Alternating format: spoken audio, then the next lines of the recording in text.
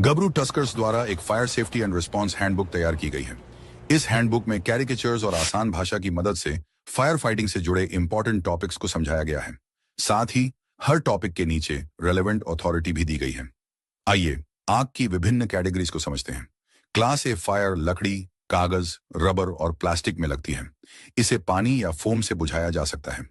Class B fire petrol, diesel, तेल और अन्य फ्लेम्बल सब्सटेंसेस में लगती है। इसके लिए फोम, CO2 या ड्राई केमिकल एक्सटिंग्विशर का यूज किया जाता है। क्लास सी फायर LPG और CNG जैसी गैसेस से संबंधित होती है। इसे ABC पाउडर या CO2 एक्सटिंग्विशर से कंट्रोल किया जाता है। क्लास डी फायर मेटल्स जैसे मैग्नीशियम, एल्यूमिनियम और सोडियम में लगती है। इसके लिए स्पेशल ड्राई पाउडर या सैंड का यूज किया जाता है। यूनिट लेवल पर छोटी सी आग, जिसे अक्सर इग्नोर कर दिया जाता है, कभी भी बड़े एक्सीडेंट का रूप ले सकती है और जान माल का भारी नुकसान हो सकता है। इसलिए फायर पॉइंट्स और एक्सटिंग्विशर्स की सर्विसेबिलिटी समय समय पर चेक करना जरूरी है।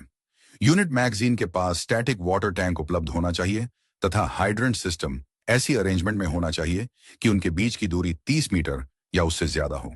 अब आइए UN हजार्ड डिवीजन के अनुसार फायर फाइटिंग एक्शंस को समझते हैं। UN हजार्ड डिवीजन 1.1 में बड़े पैमाने पर एक्सप्लोजन होने का खतरा रहता है।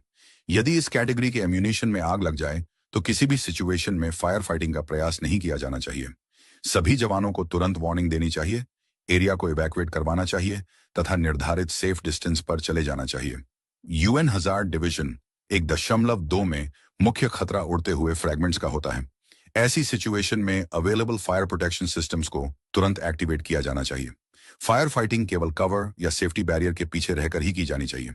खुले एरिया में खड़े होकर आग बुझाने का प्रयास नहीं करना चाहिए, क्योंकि फ्रैगमेंट्स गंभीर चोट या जान माल की हानि का कारण बन सकते हैं। UN हजार्ड डिवीजन 1.3 में मुख्य खतरा इंटेंस हीट और फ्लेम्स का होता है। ऐसी सिचुएशन में अवेलेबल फायर प्रोटेक्शन सिस्टम्स को फौरन एक्टिवेट किया जाना चाहिए। फायर फाइटिंग करते समय अफेक्टेड एरिया और आसपास के स्ट्रक्चर्स को लगातार कूल किया जाना चाहिए, ताकि हीट को कम किया जा सके और आग को फैलने से रोका जा सके। UN हजार्ड डिवीजन 1.4 में खतरा बाकियों के कंपैरिजन में कम होता है और इसका इफेक्ट आमतौर पर सीमित एरिया तक ही रहता है। ऐसी सिचुएशन में उपलब्ध फायर फाइटिंग रिसोर्सेज का यूज करते हुए आग पर फौरन कंट्रोल पाने का प्रयास किया जाना चाहिए। आशा है कि इस चैप्टर के बाद आपको क्लासेस ऑफ फायर और विभिन्न UN हजार्ड डिवीजन कैटेगरीज के हिसाब से की जाने वाली फायर फाइटिंग एक्शंस की अच्छी अंडरस्टैंडिंग मिली होगी।